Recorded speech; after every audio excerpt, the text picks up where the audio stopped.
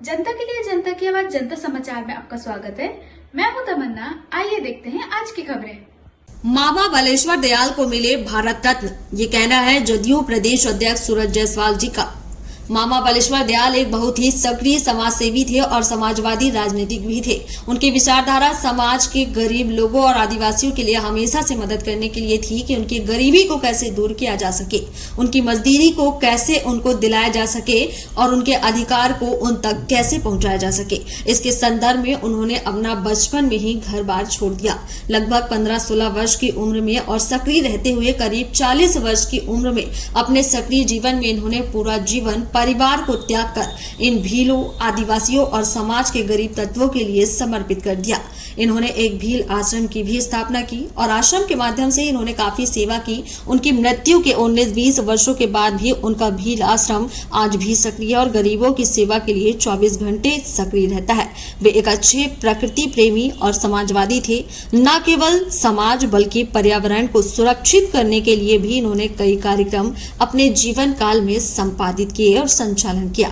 इसलिए हमारी पार्टी इनके लिए भारत रत्न दिए जाने के लिए अनुशंसा करती है, अनुमोदन करती है और अपनी तरफ से अपना समर्थन भी देती है। यह बात जनता दल यूनाइटेड के प्रदेश अध्यक्ष सूरज जायसवाल ने पार्टी कार्यालय में आयोजित कार्यकारिणी की बैठक में प्रेस कॉन्फ्रेंस के दौरान कही।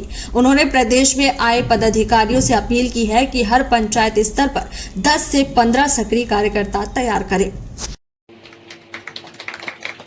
बहुत बहुत धन्यवाद।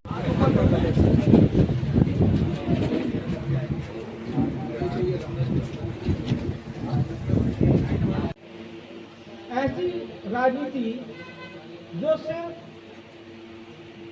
समाज के लिए काम नहीं करती, जो सिर्फ व्यापार के लिए काम करती,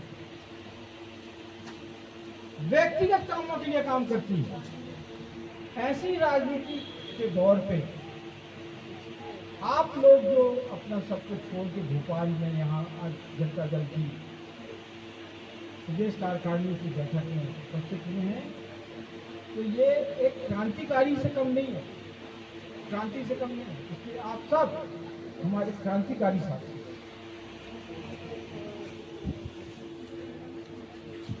जब हम जनता के बीच में जाते हैं तो वो बोलते हैं कि कांग्रेस और भाजपा तो ठीक है, लेकिन आप क्यों? ये आप क्यों का जवाब जो है हम छाती ठोक के दे सकते हैं। इसलिए दे सकते हैं कि हम समाजवादी विचारधारा के लोग हैं और समाजवादी विचारधारा का व्यक्ति मिट सकता है, बर्बाद हो सकता है, लेकिन बिक नहीं सकता। बताइए आज की। देखिए, आज की हमारी जो बैठक थी ये संगठन विस्तार को लेकर थी और हम लोग ने अभी से आगामी जो हमारे प्रदेश में होने वाले चुनाव हैं, चाहे वो नगर पंचायत के हों, चाहे नगर निगमों के हों और विधानसभा के हों, उसके लिए हम लोगों ने काम करना चालू कर दिया। और इस बार हमारे पास समय अभाव था। उस वक्त कांग्रेस ने हमारे साथ धोखा किया। लास्ट मोमेंट पे जो हमारा समझौता टूटा, फिर भी हमने अपनी चयनित सीटों पे हमने चुनाव लड़ा, अपने राजनीतिक धर्म का पालन किया और हमारे जो भी प्रत्याशी थे सबने अच्छा काम किया। अभी हमारी जो समाजवादी विचारधारा की धरोहर है, चाहे वो मामा बालेश्वर दयाल जी हो या पूरे प्रदेश में जो समाजवादी विचारधारा के लोग हैं, उन सबको साथ में जोड़ के हम चाहते हैं कि प्रदेश में एक समाजवादी विचारधारा का एक विकल्प सामने आ जाए। तो मुझे आशा ही नहीं, पूरा विश्वास है कि प्रदेश की जनता हमारी सरकार की जो जारी की जा रही नीतियां हैं बिहार में नीतीश जी के द्वारा, उसको सिर आंखों पे बिठाएगी और जनता दल यू के साथ आएगी। हमारे यहाँ पे एक सबसे महत्वपूर्ण प्रस्ताव जो पारित हुआ है, मामा बालेश्वर दयाल जी को भारत रत्न दिया जाए। मामा बालेश्वर दयाल जी के बारे में आप जानते हैं कि आदिवासी भील समाज के उत्थान के लिए उन्होंने अपना पूरा जीवन लगा दिया।